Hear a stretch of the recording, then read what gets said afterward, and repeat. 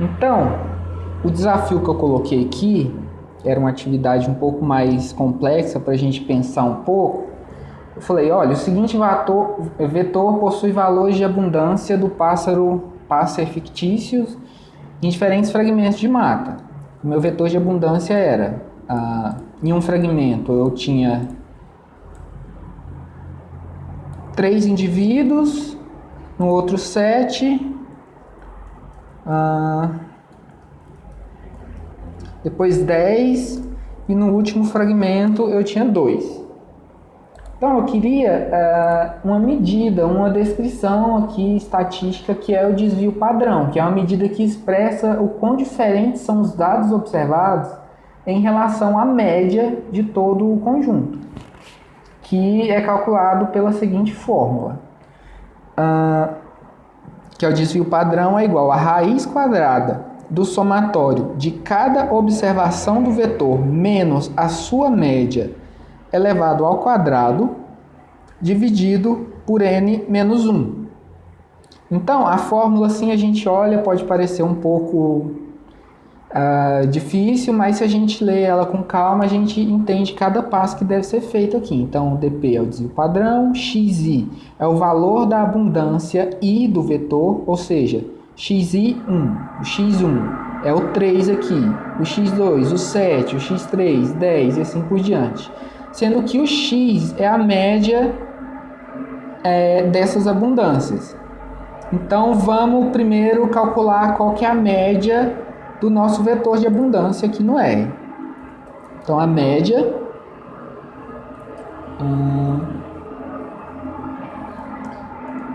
a gente pode usar aquela função pronta, min, de abundâncias.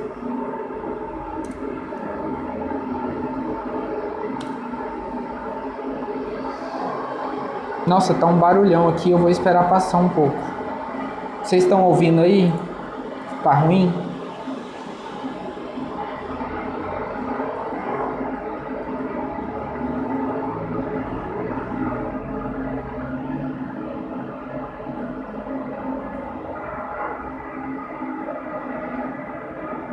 Beleza, diminuiu aqui agora.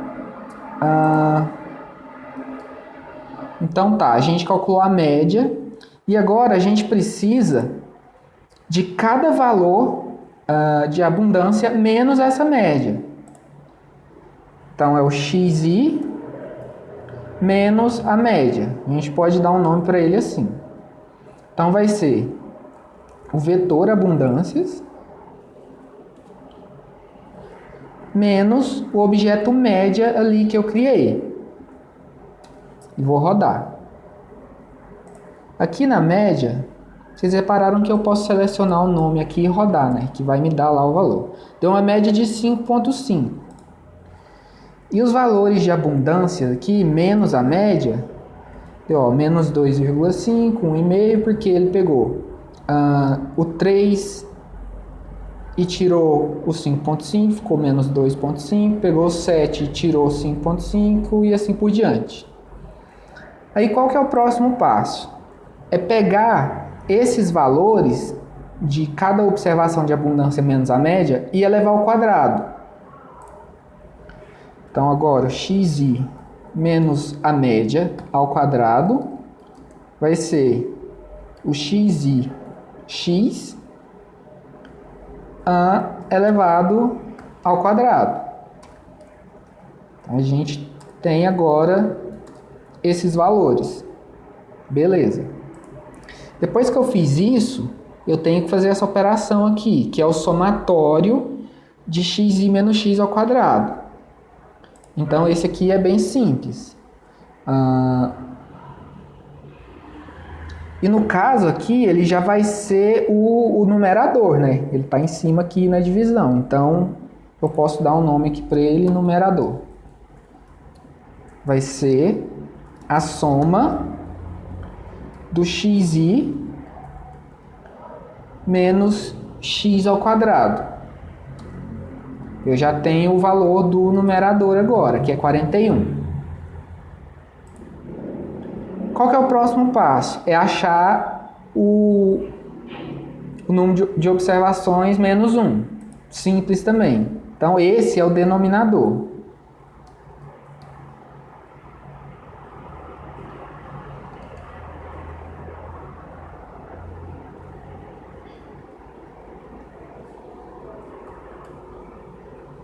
Que vai ser o N. O N, no caso, é o comprimento de abundâncias menos 1. Então, beleza. Eu tenho agora o numerador e o denominador. E eu preciso tirar a raiz quadrada dessa razão aqui, numerador sobre o denominador. Então, eu crio um objeto razão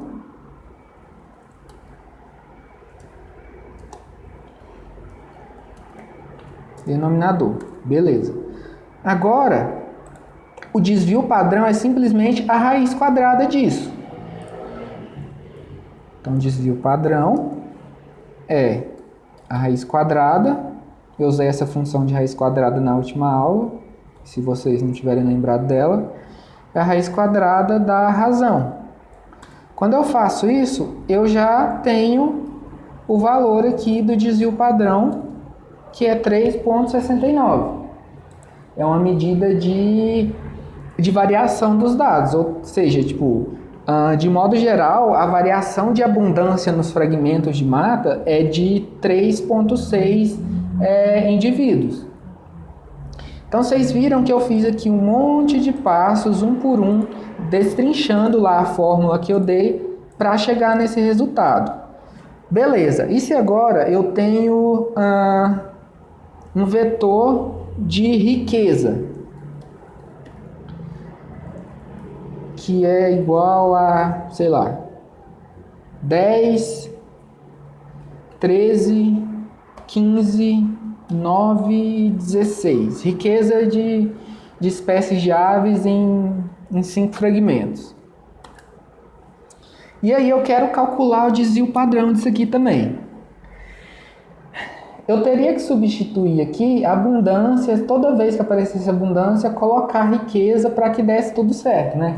Então, no R, para facilitar a nossa vida, existe uma função que cria função.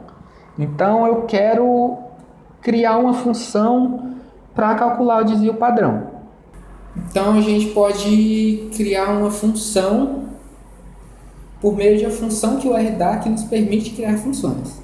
Então, vamos lá criar uma função chamada desvio padrão. Vamos atribuir isso para ela.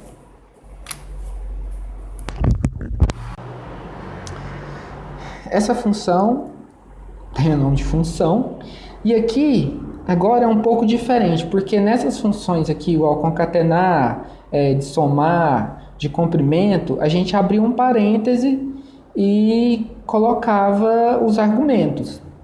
Aqui, entre parênteses, a gente coloca sempre os dados que a gente quer que entre nessa função.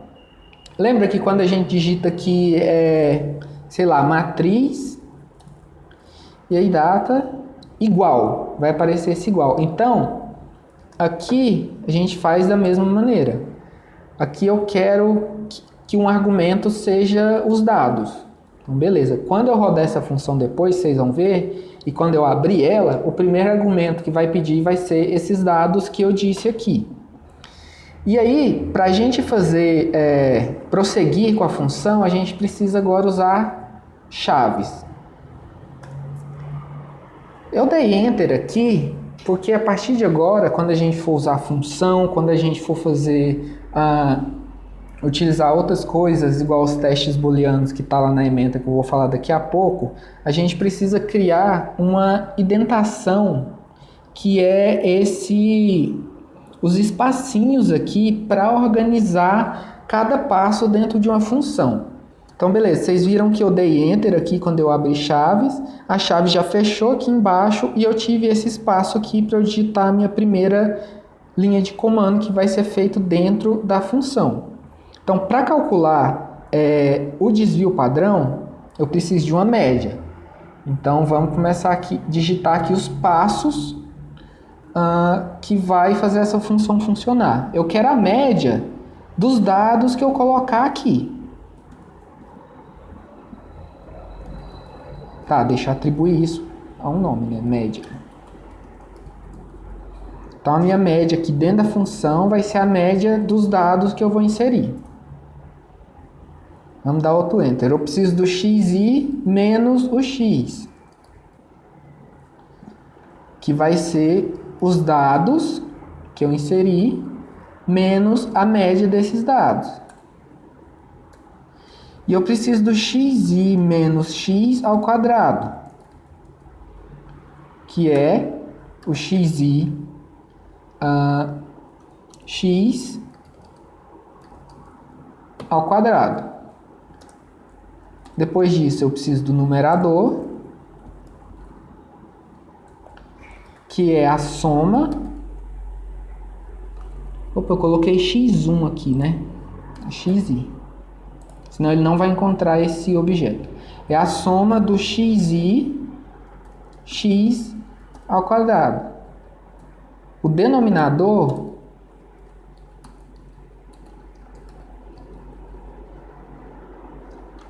é o n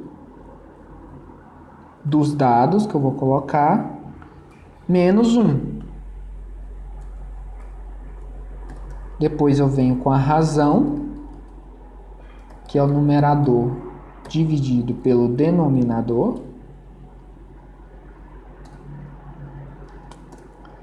E o desvio padrão, que é a raiz quadrada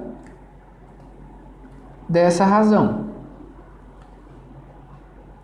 Vocês viram que quando eu fui fazendo aqui fora da função, eu fiz aqui desvio padrão é igual a raiz quadrada da razão e rodei e não aconteceu nada. Só me deu um resultado quando eu digitei aqui desvio padrão e rodei. Ele me deu o valor. Aqui na função, para essa função, quando ela for rodada, ela nos dê o valor do que a gente quer, a gente precisa pedir para ela nos retornar esse valor. Então a gente abre essa função return e digita o que a gente quer. Se eu digitar aqui que eu quero o numerador, quando eu rodar a função, ela vai calcular tudo, inclusive o desvio padrão, mas o valor que ela vai me dar vai ser o numerador. Então eu preciso pedir aqui o desvio padrão. Beleza, eu fiz uma função, esse vetor dados não existe ainda, mas quando eu rodar, olha, ele rodou sem erro, não aconteceu nada. O que é que aconteceu aqui?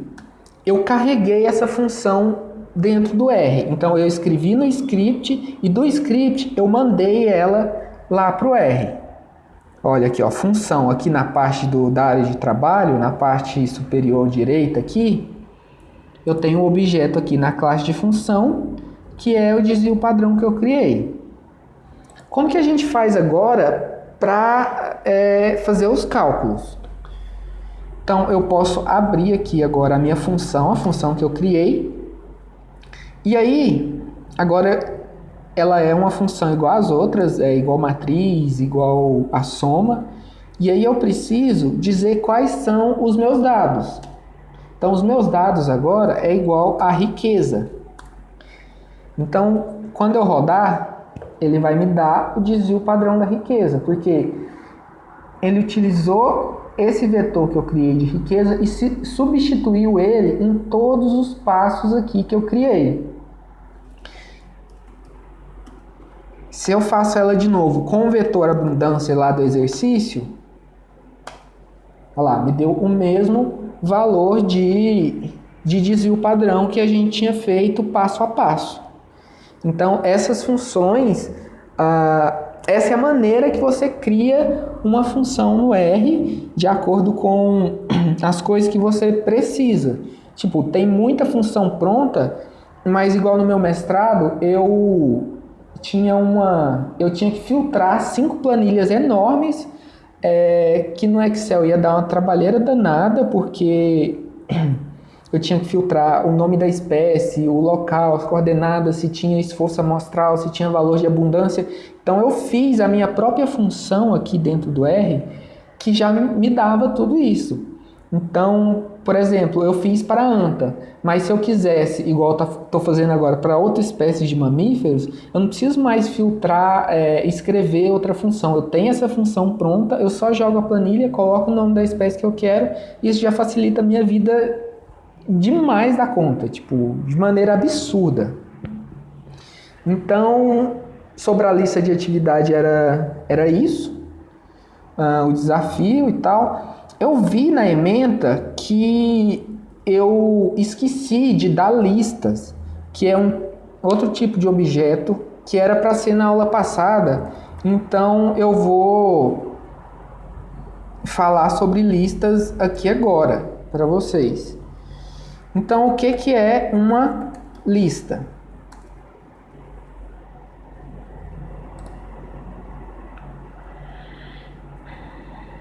Ó, aqui está falando que ele constrói, junta e faz várias coisas para vários tipos de objetos no R. Então aqui os argumentos dela é simplesmente os objetos que você quer juntar em uma lista.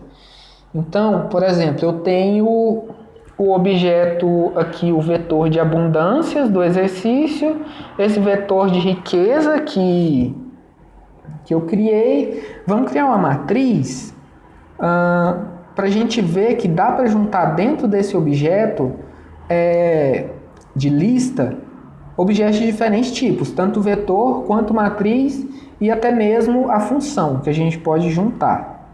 Então a matriz, fazer uma matriz de 1 até 100 com 10 colunas. Então eu tenho aqui uma matriz. Para juntar esses objetos dentro de uma lista, a gente simplesmente coloca aqui matriz, a riqueza, e vamos colocar agora a função que eu criei. Tipo, a função é uma coisa completamente diferente do que um vetor e do que uma matriz, mas eu posso juntar aqui em um mesmo objeto. Só que eu preciso preencher o argumento da função para conseguir juntar aqui, porque aí na hora que eu tiver os resultados da lista, eu vou ter o resultado da função baseado nos dados que eu coloquei. Então, eu quero essa função aplicada ao vetor abundâncias. Rodei. Beleza. Apareceu aqui. O primeiro objeto da lista é a matriz. O segundo objeto da lista é o vetor de riqueza. E o terceiro objeto da lista é o resultado da função de desvio padrão aplicada sobre o vetor de abundâncias, que é 3,69. Então, veja só. Deixa eu fazer uma atribuição para ficar mais fácil da gente fazer outras operações com essa lista. Beleza. Vocês lembram que um vetor ele tinha uma dimensão que a gente queria buscar um valor dentro desse vetor, digitava a posição desse valor e achava aí o valor. Na matriz, a gente tem duas dimensões, né? As dimensões do número de linhas e do número de colunas. A gente consegue acessar os valores também. Na lista, é um pouco diferente e a gente pode dizer assim que é uma mesclagem do tipo que você acessa as coisas na matriz e das coisas que estão dentro da matriz. Por exemplo, da matriz não, gente, da lista, desculpa. Lista na posição 1. Ela me deu a matriz. Lista na posição 2. Ela me deu o vetor. E lista 3 me deu o resultado da função. Mas e se eu quero pegar a lista na posição 2, que é o meu vetor, só que eu quero apenas o primeiro valor do meu vetor? Se eu fizer isso daqui, lista na posição 3, e abrir um outro colchete para pegar a posição 1 do vetor, a 3 só tem um valor mesmo, né? Então, 2 que é o vetor. Ele me deu tudo. Então, ele ignorou esse colchete aqui, que eu estava tentando dizer para ele que era o primeiro valor do vetor dentro da lista. Então, para acessar um objeto, a posição do objeto dentro da lista, eu preciso colocar 2 pares de colchete. Quando eu rodar, vai dar a mesma coisa de rodar só com um par de colchete aqui, ó. Só que agora eu posso falar, esse colchete aqui, agora, depois desses 2 pares, ele é para acessar o valor dentro do vetor. E quando eu fizer isso, ele dá certo. Da mesma maneira, para a matriz, 2 pares de colchetes. E aí agora eu coloco as dimensões de acordo com as dimensões que são exigidas por uma matriz. Linha 1, coluna 2. Então, ele vai me dar o valor da matriz que está dentro da lista. Outra coisa, eu posso usar a função concatenar, igual da aula passada eu usei para pegar valores dentro de um vetor que não eram uma sequência, para pegar, por exemplo, eu quero mostrar a matriz, que é o primeiro objeto dentro da lista, e eu quero pegar o resultado da função, que é o terceiro objeto dentro da lista. Quando eu rodar, ele vai me dar apenas os 2. E da mesma forma, eu quero pegar dentro do vetor, o vetor é o 2, os valores 1, 3 e 5. Ele vai me dar os valores 1, 3 e 5 do objeto 2 da lista, que é um vetor. Então, a lista é esse outro objeto importante, bastante usado no R, que eu tinha esquecido de falar, e que tem essas propriedades de criação. A gente pode colocar diferentes tipos de objetos e de acessar. Então, a próxima coisa aqui agora que eu vou falar é sobre os testes booleanos, que é simplesmente um teste lógico. Ele vai perguntar, você vai perguntar alguma coisa pro R e ele vai falar se é verdadeiro ou falso. Então, vamos criar um objeto aqui com um valor 2. Beleza, esse objeto é igual a 2. Aí a gente pergunta para o R, esse objeto valor, ele é menor do que 2, com esse sinalzinho de menor aqui, sem o tracinho? Ele vai falar lá embaixo no console, ó, isso aí que você falou é falso, tá errado. Tá, e se eu falar que esse objeto é maior ou igual a 2? Ele vai falar, ó, é verdade, porque eu estou perguntando se é menor ou se é igual. Se é igual, então é verdade.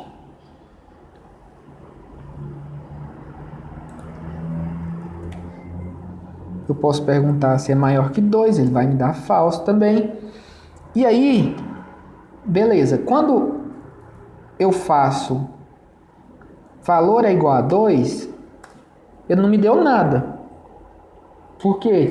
Porque o sinal de igual, só ele, sozinho, ele funciona da mesma maneira que a seta. Então, se a gente pedir aqui valor, valor é igual a 2, porque a gente falou, olha, valor é igual a 2. A gente fez uma atribuição usando um sinal de igualdade. Mas por que eu não faço isso sempre e coloco as setinhas? Porque vai ter algumas ocasiões que eu vou precisar usar esse igual a tal coisa dentro de uma função, e isso pode nos confundir se aquilo é uma atribuição ou se você está, sei lá, testando alguma coisa, falando que aquilo a partir de então é igual a 2. Então, para não confundir, geralmente a gente usa a setinha para fazer a atribuição e o sinal de igual para fazer comparação, para perguntar em um teste booleano se o valor é igual a 2, a gente coloca 2 sinais de igual. Ele vai falar, ó, é verdade, beleza. E da mesma maneira lá, se é maior ou igual, vocês reparem aqui que quando eu estou falando menor ou igual, maior ou igual, o sinal de igual sempre vem depois do maior ou menor, para poder dar certo. Tá, a gente fez isso para um objeto que tem apenas um valor. Vamos testar isso para agora para um objeto que tem mais de um valor, valores de 1 a 5. Valores. É maior do que 3?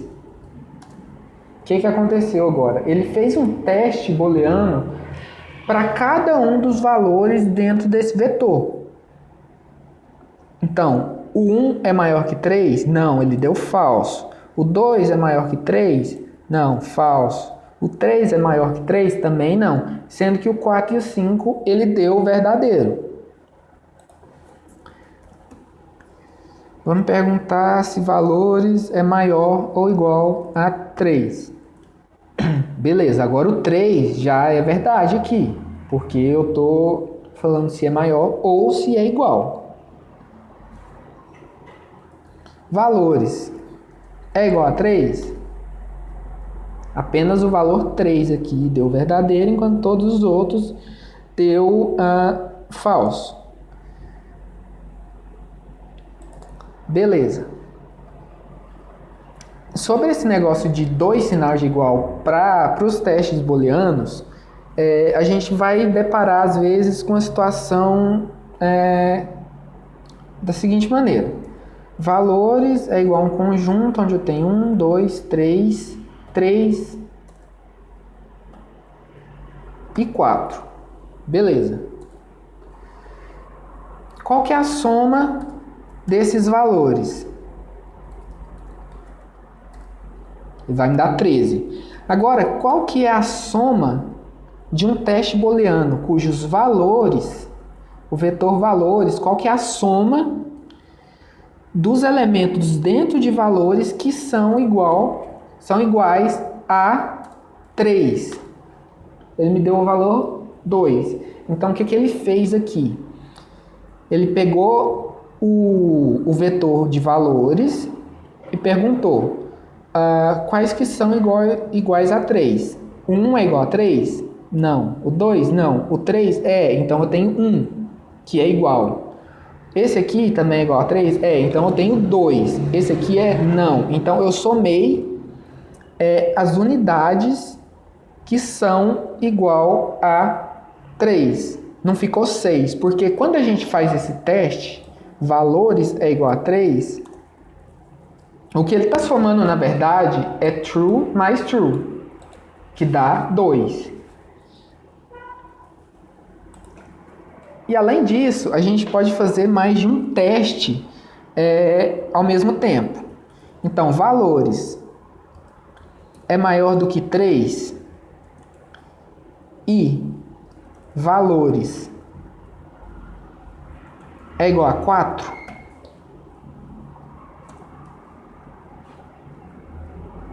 Olha, ele deu falso aqui nos 4 primeiros números e deu true aqui no final. Por quê? Porque ele está perguntando os valores que são maiores do que 3 e os valores que são igual a 4. Então aqui esses 4 primeiros aqui não são maiores do que 3, não são igual a 4, e apenas esse aqui é maior do que 3 e também ele é igual a 4. Vamos fazer outro aqui. Valores é maior do que 3 e valores é maior ou igual a 2.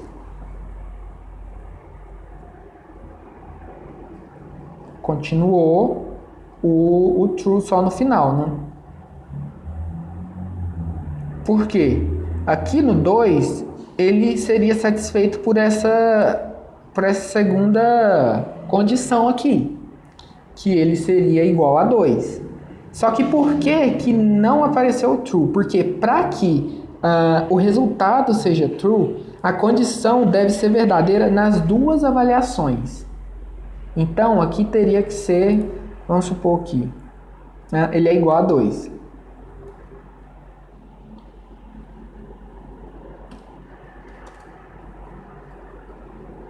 Opa, eu fiz uma atribuição, né, gente? Falei isso agora e tô errando. Deu tudo falso. Era 2 que eu falei, né? Tudo falso.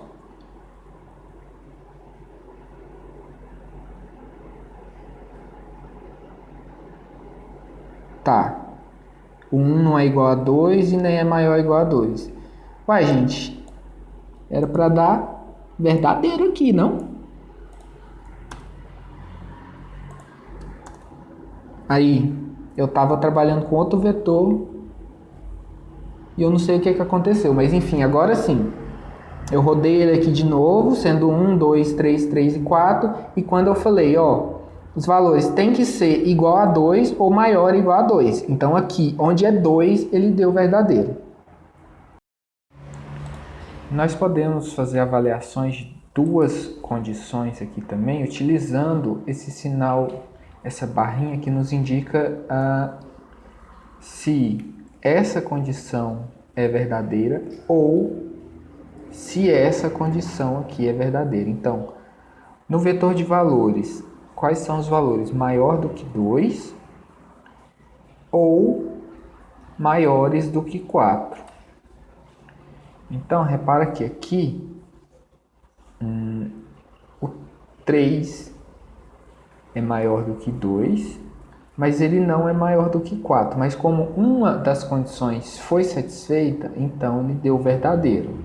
Da mesma maneira aqui no outro 3, e maior do que 4, não é verdadeiro no caso aqui do último valor que é 4, mas é verdadeiro porque é maior do que 2. Então, apenas uma das condições precisam ser satisfeitas para que o resultado dê verdadeiro.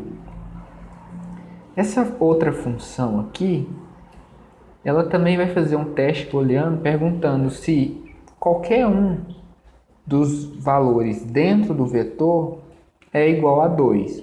Ou seja, se ao menos um desses valores for igual a 2, ele vai dar verdadeiro. E essa outra aqui vai perguntar se todos os valores do vetor são igual a 2.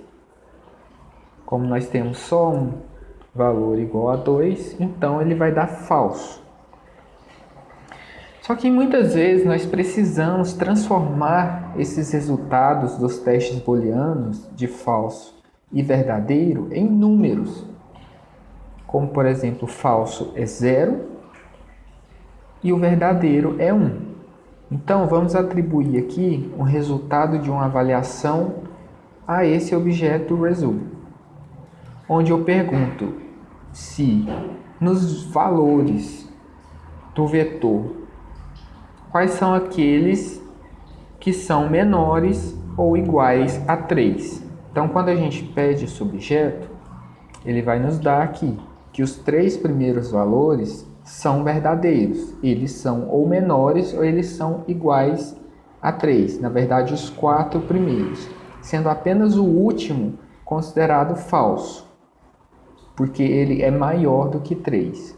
Então, para a gente transformar isso em números, em zeros ou uns, a gente usa essa função aqui, que ela vai falar, olha, pega esse valor, esses valores aqui do resultado e transforme eles em números.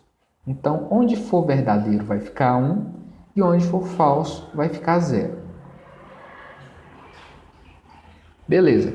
Em muitos casos, a gente precisa avaliar essas condições apenas em alguns casos dentro de um vetor. Por exemplo, vamos utilizar esse vetor de abundâncias de espécies em alguns fragmentos de mata.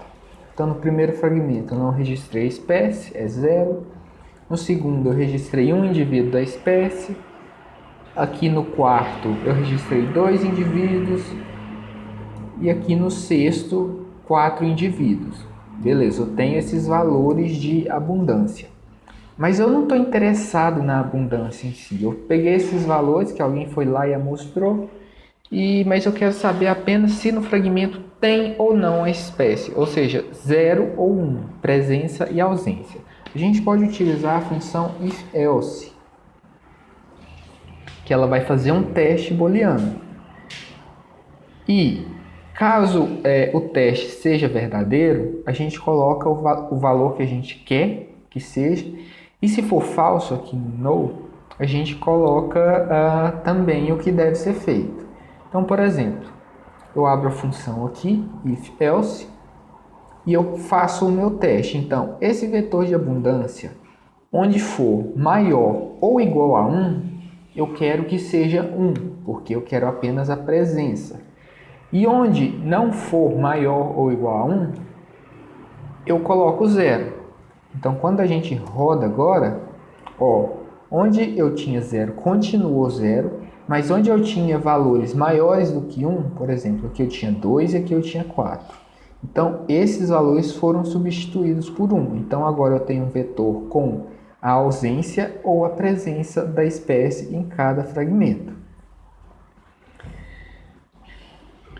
Eu posso também deixar os valores originais, onde o meu teste ele for falso. Então, por exemplo, eu quero que onde os valores forem maiores do que 3, eu quero que seja substituído pelo número 100, e onde não for, eu quero que mantenha os valores originais desse vetor. Então, eu posso deixar aqui que, onde não tiver, eu coloco o nome do vetor para continuar do mesmo jeito. Então, quando eu rodar aqui, olha, apenas o número 4, que o último valor do vetor, ele é maior do que 3. Então, eu executei a operação apenas nele e coloquei 100, sendo o restante do vetor 0, 1, 0, 2 e 0 permaneceu a mesma coisa. Essa função do if-else, ela faz parte de um sistema mais amplo de avaliações de condições que é utilizada pela função, que é representada pela função if. Então, vamos fazer um exemplo aqui onde eu tenho um número que ele vale menos 2. Então, um objeto que vale menos 2. Quando eu pedir esse número, ele vai me dar lá, esse número é igual a menos 2. Então, se eu abro agora uma função if, eu tenho, olha, dentro do parênteses, eu coloco o teste que eu quero fazer. O número é menor do que 0, fecho o parênteses, estou fazendo o teste. Depois que eu faço esse teste, eu preciso abrir aqui chaves, porque essa função é um pouco diferente das outras que a gente já fez antes, de abrir parênteses só e colocar todos os argumentos. Aqui a gente pode abrir essa chave e digitar uma série de outras tarefas que podem ser executadas aqui caso esse teste seja satisfeito. Então aqui eu estou pedindo o seguinte: se o número for menor do que 0, eu quero que esse número agora seja o valor absoluto desse número. Então essa função abs aqui, ela vai pegar qualquer número e transformar ele em valor absoluto. Se ele for um número negativo com sinal de menos, ele vai ficar sem nenhum sinal, vai valer apenas 2. Então vamos testar. Lembre que depois que eu abrir a chave, ela precisa ser fechada. Como aqui é o RStudio, quando eu abro a chave, ela já fecha. Então, deixa eu testar aqui o exemplo, para vocês verem como que funciona quando eu abro a chave. Então, beleza, número é menor que 0. Abri a chave. Quando eu dei o Enter, já ficou a chave aqui fechada no final. E esse espacinho aqui, logo na segunda linha do if, que é chamado de indentação, para organizar, para a gente ver os níveis hierárquicos dessa função, o que está dentro de cada passo. Ou seja, dentro das chaves vai ter essa função aqui que eu quero, que é para transformar o número em absoluto. Isso dentro da condição do if. Beleza, vamos rodar aqui agora. Se o número for menor do que 0, transforme ele em absoluto. Não aconteceu nada quando a gente rodou o if, mas ele realizou a tarefa que está aqui dentro. Então, quando a gente pede o número, agora ele vai me dar, olha, o número tem valor 2. Outra coisa que a gente pode fazer como eu disse, a gente pode colocar uma série de tarefas, dado que essa condição seja verdadeira. Então, se o número for menor do que 0, print, atenção, esse valor é negativo. Então, eu rodei e não aconteceu nada. Por quê? Porque o número agora, ele não é menor do que 0. Como eu fiz essa função aqui para transformar ele em número absoluto, ele é igual a 2. Então, vamos colocar ele novamente negativo aqui em cima. O número agora vale menos 2. Quando a gente roda esse if aqui, para falar que o número é negativo, agora ele deu para a gente lá no console. Ó, atenção, esse valor ele é negativo. Então, só vai executar essa tarefa se essa condição aqui for satisfeita. Como a gente utilizou antes o if-else, e como ele era só um subconjunto dessa condição dessa função de avaliação de condição mais ampla, a gente pode fazer da seguinte maneira: escrever esse if de uma maneira que ele nos dê 2 resultados. Um resultado caso essa condição seja verdadeira e outro resultado caso ela seja falsa. Então, se o número for menor do que 0, eu quero que ele mostre para a gente, ó, print, atenção, o número é negativo. Caso contrário, se ele não for menor do que 0, então eu quero que ele me mostre, que ele me fale, olha, o valor é positivo. Então vamos rodar. O número agora está como menos 2, ele está negativo. Quando a gente roda, olha, aconteceu uma coisa. Atenção, o número é negativo. Beleza. Mas vamos transformar ele para positivo novamente, para valor absoluto. Ok, agora ele está como positivo. Quando a gente roda aqui, ele vai nos falar, olha, o valor ele é positivo. Então, quando eu tenho o if e o else aqui separado, nessa estrutura que está feita aqui, escrita, ele vai nos dar sempre uma resposta, ao contrário desse aqui que só me dava a resposta se a condição fosse verdadeira. Tá, vamos supor agora que o nosso vetor é o caractere A. Olha, se o vetor for igual a A, print A. Então, da mesma maneira, comparando agora com um caractere. Tá. Então, visto essas avaliações de condições aqui, o if e o else é exposto dessas duas maneiras, o if e else juntos numa função só, e o if e else em uma hierarquia de atividades que devem ser executadas dentro de um if. Vamos agora para a parte de amostragem, que é uma função para fazer amostras dentro de um determinado conjunto de dados, e que depois a gente pode utilizar tanto essas avaliações de condições quanto essa parte de amostragem juntos para fazer linhas de comando mais complexas. Então vamos criar um vetor aqui, cuja nossa amostra é um conjunto de dados com 5, 2, 7, 9 e 3. Quando a gente utiliza a função sample de fazer a amostra, o que vai acontecer aqui agora? Repare na ordem do vetor que a gente criou, 5, 2, 7, 9 e 3. Quando a gente faz uma amostra,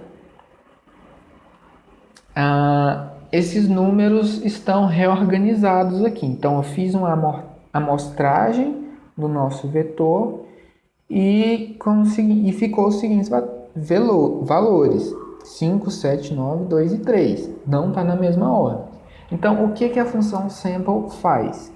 Ela toma uma amostra de um tamanho específico dos elementos de um vetor, usando ou não a utilização desses valores repetidamente a cada amostragem. Então, vamos rodar aqui mais uma vez, agora com o tamanho da amostra que eu quero para a gente entender melhor. Então, sample, eu quero amostrar o meu vetor de amostra e eu quero 3 números desse vetor. Então, quando a gente roda, olha, ele pegou o 7, o 3, o 7 e o 2 aleatoriamente. O replace que eu falei, que é se eu quero que os números se repitam, é o seguinte: a gente amostrou aqui o nosso vetor, vamos supor que ele pegou o 2. Se o replace aqui for falso, na próxima vez que eu for amostrar, o 2 não vai estar mais disponível. Então, quando a gente coloca que o replace é igual a verdadeiro, a gente faz uma amostra, pegou o 2. O 2 volta para o vetor e ele pode ser amostrado novamente. Então, os números podem se repetir ou não. Olha, eu amostrei de tamanho 3 com replace igual a verdadeiro. Então, eu peguei o 7 voltou para o conjunto de dados. No segundo número, eu peguei o 9. E no terceiro número, eu peguei o 7 novamente. E o que acontece se o nosso vetor aqui ele tem um tamanho 5? Se eu quero mostrar 6 números desse vetor, ele vai dar erro. Ele vai falar, olha, eu não posso pegar uma amostra maior do que a sua população, maior do que o seu universo amostral, quando o replace é igual a falso. Então, se a gente coloca agora para amostrar dentro de um vetor com 5 números, cujo tamanho é 6 e o replace é verdadeiro, ele vai dar certo. No entanto, ele pode repetir os números. Olha, ele pegou o 7 no primeira amostragem, o 5, ele pegou o 3 por 3 vezes e ele pegou o 7 novamente. Então, isso é feito de maneira aleatória. Então, se a gente rodar aqui o mesmo comando mais uma vez, serão números diferentes. Olha, ele pegou o 7 duas vezes, pegou o 5, 2, o 9 e o 3. Bom, agora nós vamos ver o for.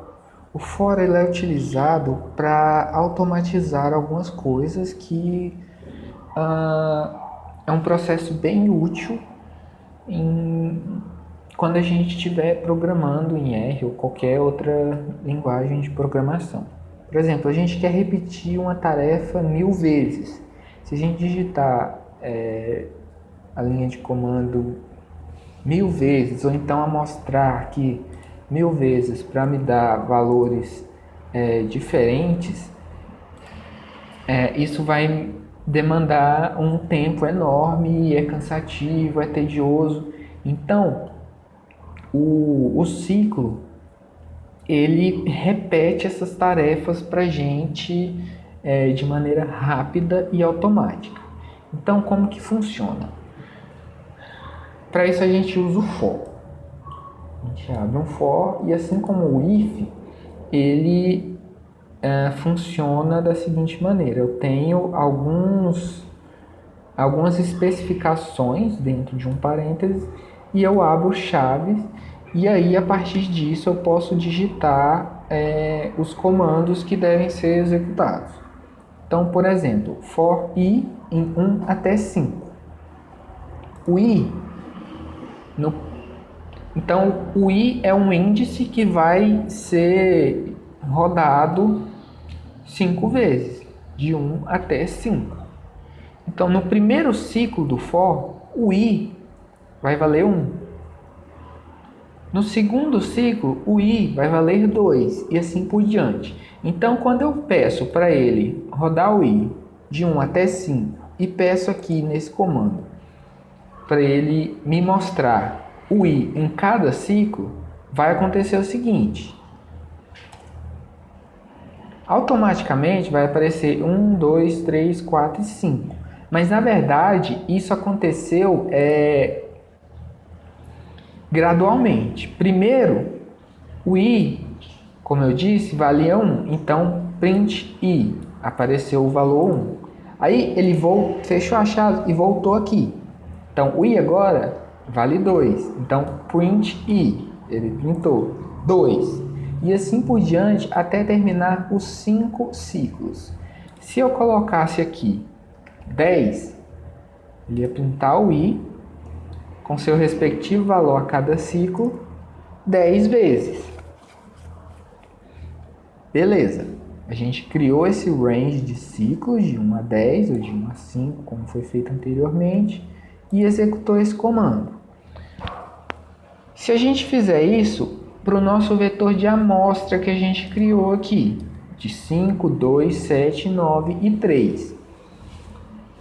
Então, o meu range é o vetor de amostra, contendo esses valores. Repare que aqui eu coloquei J. Então, esse índice que eu sempre coloco aqui, ele pode ser qualquer letra, qualquer nome, porque ele vai ser usado para contar os ciclos que eu coloquei dentro do for. Então, por exemplo, para J em amostra, print J. Então, no primeiro ciclo, o J vai valer o quê? O J vai valer o primeiro valor da amostra, que é 5. No segundo ciclo, ele vai valer o segundo valor do vetor de amostra. Então, vamos rodar para ver o que acontece. Então, olha lá, apareceu 5 no primeiro ciclo, 2, 7, 9 e 3, seguindo a ordem do vetor. Ok. A gente pode fazer isso também, não necessariamente usando o índice. Igual nesse caso aqui, for i de 1 até 10. Print, vou treinar R até ser capaz de fazer meu próprio programa. Vamos ver o que acontece aqui nesse caso. Então ele printou 10 vezes a frase que eu pedi para ele printar. Nesse caso, o i só foi usado para contar cada ciclo do for, e não necessariamente foi usado aqui na minha linha de comando. Então, esse índice que eu sempre coloco aqui, ele vai ser o contador dos ciclos do for. Vamos fazer esse outro exemplo aqui. Olha, eu tenho um vetor de abundâncias, 5, 8, 9, etc. Então, eu tenho abundâncias de uma espécie em diferentes fragmentos, em 8 fragmentos de mata, por exemplo. Então, ok, tenho meu vetor abundes com esses valores de abundância. E eu quero o seguinte: em cada fragmento desses, com cada valor de abundância, eu amostrei 10 dias. Então, eu tenho 10 vetores, eu quero 10 vetores de abundância diferentes. Então, no primeiro dia, esse vetor vale 5, 8, 9, 1, 0, 7, 12. No segundo dia, eu já vou ter valores diferentes de abundância aqui. Então, no fragmento 1, eu não registrei mais 5 indivíduos da espécie. Vamos supor que eu registrei 9. E aqui no segundo que eu registrei 5 e assim aleatoriamente dentro desse vetor. Então, eu vou criar aqui um novo vetor com os 10 dias. Então, um vetor onde eu vou repetir 0, porque eu vou preencher ele depois com o meu objetivo que eu vou explicar daqui a pouco. E eu quero que cada valor desse vetor seja correspondente a um dia de amostragem. Então, eu vou construir repetindo 0 10 vezes. Então, eu tenho o vetor de resultado aqui que eu quero. 0 no primeiro dia, 0 no segundo e assim por diante até o 10º dia. E o que eu quero fazer agora? No primeiro dia, amostrei todos os fragmentos e obtive diferentes valores de abundância. Eu quero qual é a média. Eu quero saber qual é a média dessas abundâncias no primeiro dia. Ou seja, qual é a média de 5, 8, 9, 1, 0, 7, 6 e 12 no primeiro dia aqui. Então, na primeira posição do vetor resultado. Então, eu vou fazer um for para repetir cada dia de amostragem. Então, eu abro um for aqui, o meu contador i, ou qualquer outra letra que vocês quiserem, e eu quero um range de ciclos de 1 até o comprimento do vetor resultado, que é de 1 a 10. Então, eu quero 10 ciclos. Abrir chaves. Eu quero agora que ele execute duas tarefas. Primeiro, eu quero uma amostra dessas abundâncias, porque senão os valores de média aqui em cada um desses dias vai ficar igual, porque ele simplesmente vai fazer a média desse vetor abundância aqui 10 vezes e vai dar o mesmo valor. Então, eu quero fazer uma amostra do vetor de abundância com o replace igual a true, ou seja, ele vai poder pegar mais de um valor mais de uma vez. Tá, quando eu fizer essa amostra aqui, essa amostra vai ser referente ao primeiro dia. Então, dentro do vetor de resultado, eu quero que seja preenchido lá a média da amostra. Beleza, aqui. Por que está resultado e entre colchetes a letra I? É o seguinte, vocês lembram que o resultado é um vetor onde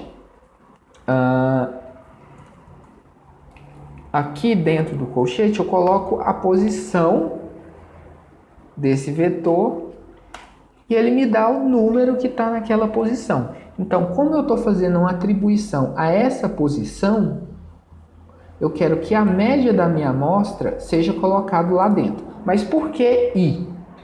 Porque eu quero que todos os valores aqui sejam preenchidos, de 1 até 10.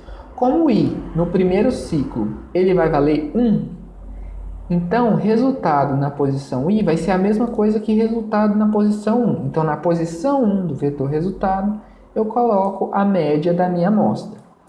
Depois que eu fechar esse ciclo, eu vou começar outro, onde o I vai valer 2. Então, quando eu chegar aqui no resultado, abre colchete I, vai ser a mesma coisa que resultado, abre colchete 2. Então, no segundo valor do meu vetor de resultado, eu coloco a minha segunda média. Vamos ver como que vai funcionar então. Rodei, não apareceu nada, mas todas essas linhas de comando aqui foram executadas e 10 médias foram colocadas dentro do meu vetor de tamanho 10, que é o resultado. Vamos pedir agora o resultado para ver o que aconteceu. Olha, no primeiro dia eu tive uma amostra da abundância e a média dessa abundância foi 6,6. No segundo dia, essa média foi 4,8. No terceiro, 7,1. E assim por diante até terminar os 10 dias que eu estabeleci. Vamos supor que eu amostrei agora, na verdade, 100 dias. Eu continuei fazendo a amostragem. Então, eu posso aqui e atualizar o meu resultado. Olha, o meu resultado é um vetor vazio, cheio de zeros, de tamanho 100. Então, o meu resultado agora é esse tanto de zero aqui. Como aqui no for eu coloquei o meu range de 1 até o comprimento de resultados, Essa parte aqui do for já está atualizada, então ela já é de 1 até 100. Então, quando a gente realizar o for novamente, olha o que vai acontecer. O vetor de resultado tem 100 médias de amostras desse vetor de abundância.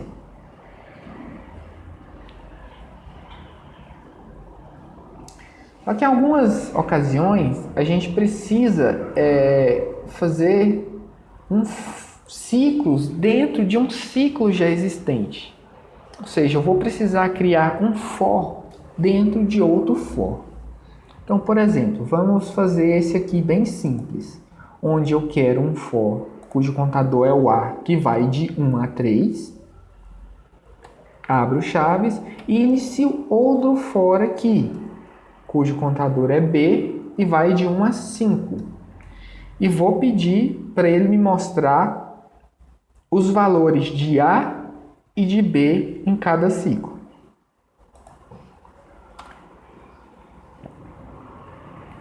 O que aconteceu?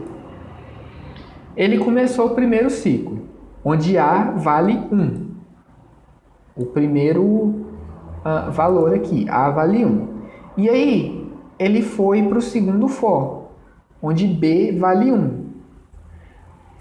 E ele printou, então, o A vale 1 e o B vale 1. E ele fechou aqui o segundo for, o for que está do lado de dentro. Quando ele fechou aqui, ele não volta lá para o primeiro for. Ele ainda está fazendo esse ciclo de 1 a 5. Então, agora, o A continua valendo 1 aqui, mas o B, agora, ele está no segundo ciclo e ele vale 2. Então, quando a gente pede para printar aqui, ele dá 1 e 2.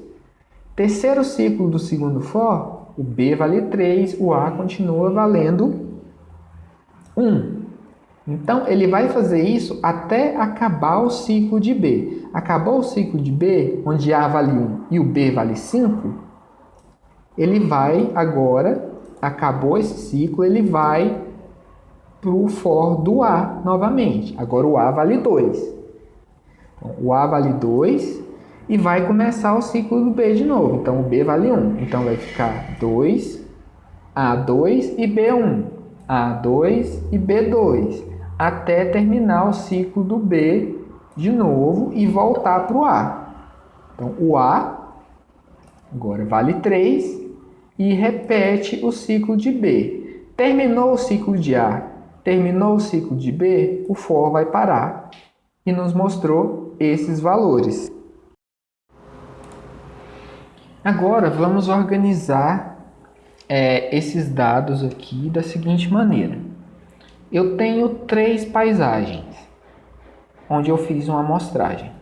Então, eu tenho uma paisagem aqui chamada de área 1, uma outra paisagem chamada de área 2 e outra chamada de área 3. Então, eu tenho aqui 3 paisagens. Em cada uma dessas paisagens, eu tenho 5 unidades amostrais. Então, a primeira unidade amostral dentro da paisagem A é o ponto 1, depois o ponto 2, até o 5. Na paisagem 2, na área 2, eu tenho também 5 pontos e na 3 da mesma maneira. E eu tenho alguns valores de abundância aqui. O que eu quero? Eu quero o seguinte, para cada paisagem, eu quero organizar, deixar do lado cada ponto amostral dessa paisagem e os valores de abundância em cada um desses pontos. Então, como que eu posso fazer isso? Eu posso utilizar um for para pegar cada paisagem, colocar cada ponto e cada valor de abundância. Então, vamos fazer isso. Abrir um for, onde o meu contador A vai de 1 até o comprimento de paisagem, que é 3. Então, vai de 1 a 3, o A. O B, ele vai de 1 até o comprimento de unidades amostrais em cada paisagem. E o C, ele vai de 1 até o comprimento de abundância. Então, eu tenho 5 valores de abundância. No ponto 1, eu fui lá 5 dias e registrei 5 valores de abundância diferentes. O que eu quero então? Eu quero montar uma planilha onde eu vou mostrar aqui qual é a paisagem, na primeira linha, qual é a paisagem, qual é a unidade amostral daquela paisagem e qual o valor de abundância que eu registrei naquela unidade amostral daquela paisagem. Eu coloquei aqui o sample para fazer uma amostragem desses valores de abundância de tamanho 1, para não ficar sempre o mesmo valor. Então vai ter valores diferentes em cada dia. Vamos ver o que acontece. Olha, me deu um monte de valor aqui e vamos ver por que ficou assim. Olha só, no primeiro ciclo, a paisagem vale 1. Então, naquela paisagem, eu quero saber a abundância do ponto 1, que foi 11. Mas eu quero também para 5 dias que eu amostrei no ponto 1. Então, no segundo ciclo, vai ser o segundo dia. Então, ainda na paisagem 1, ainda no ponto 1, só que agora no dia 2, cuja abundância daquela espécie foi 5. No dia 3, ainda na paisagem 1, ainda no ponto 1, a abundância 1. E assim até terminar o tamanho do vetor de abundância, que eu tinha 5 valores diferentes de abundância. Então, primeiro dia 11, segundo dia 5, terceiro 1, 5 e 1 novamente. Acabou o comprimento de abundância, eu amostrei os 5 dias, beleza. Agora eu quero saber os valores de abundância do ponto 2, ainda na paisagem 1. Então, paisagem 1, ponto 2, eu tenho o valor de abundância no primeiro dia de 9, no segundo 7, 11, 11 e 7. Terminou? Faço isso para o ponto 3 nos 5 dias, para o ponto 4 nos 5 dias, no ponto 5 nos 5 dias. Depois que eu acabei todos os dias de amostragem em todos os pontos da paisagem 1, só agora eu vou voltar no A, que vai valer 2, e começar o ciclo novamente. Então agora na paisagem 2, no ponto 1 no primeiro dia, minha abundância é igual a 1. E assim sucessivamente até terminar todas as paisagens onde eu tive os valores de abundância em todos os dias para cada ponto, para cada unidade amostral das paisagens. Beleza. Só que aí eu posso também colocar condições dentro dos meus ciclos. Então aqui eu tenho um exemplo de um for aninhado, ou seja, eu tenho o primeiro ciclo e dentro de cada ciclo eu vou fazer mais 5 ciclos. E se nesses ciclos o valor de 3 for maior, o valor de B do contador aqui de 5 ciclos, se ele for maior do que 3, aí sim eu vou printar, olha, eu quero o valor de A e o valor de B. Vamos ver como que fica. Olha só, primeiro ciclo do A, o A vale 1. Beleza. Aí ele vai para o primeiro ciclo do B, o B vale 1. O B é maior do que 3? Não, porque o B aqui vale 1 no primeiro ciclo. Então ele vai printar o A e o B? Não. E ele vai continuar o for aqui do B. O B agora vale 2, ainda não é maior do que 3. O B agora é 3, não é maior. Aí ele vai chegar no quarto ciclo, onde B é igual a 4. Então agora essa condição aqui vai ser satisfeita. O B é maior do que 3? Sim. Então print agora o A e o B. O A ainda está no ciclo 1, porque eu estou percorrendo o ciclo B ainda todo primeiro e não terminei. Então ele vai plotar aqui. Olha, o A é 1 e o B é 4. porque o B aqui é maior do que 3. Aí vai para o quinto ciclo. O B é igual a 5. É maior do que 3? Sim. Então, print A e B. Então, 1 e 5. Aí, só então, ele vai para o primeiro ciclo de A. O A vale 2 e agora o B vale 1. Vai printar? Não vai printar. Só vai printar quando o ciclo chegar no B, quando ele for maior do que 3. Vai ficar novamente 2 e 4, 2 e 5, e ele vai para o último ciclo do A. E vai terminar todos os ciclos avaliando as condições.